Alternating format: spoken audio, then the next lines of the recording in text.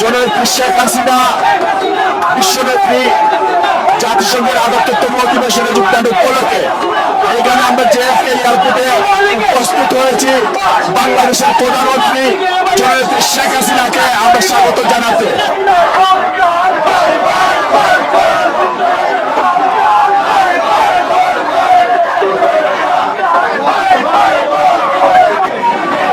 আমাদের নেত্রী কিছুক্ষণের মধ্যে এখানে অবতরণ করবেন।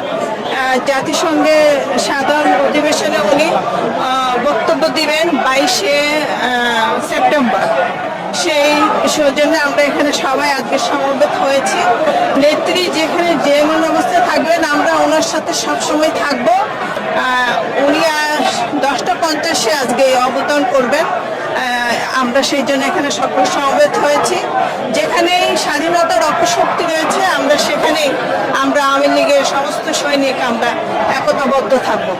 আসছি জননেত্রী শেখ হাসিনাকে রিসিভ করার জন্য আসছি। আমরা সমস্ত যুক্তরাষ্ট্র যুবলীগ সমস্ত নেতা কর্মী সবাই আমরা শেখ হাসিনাকে রিসিভ করার জন্য আমরা আসছি।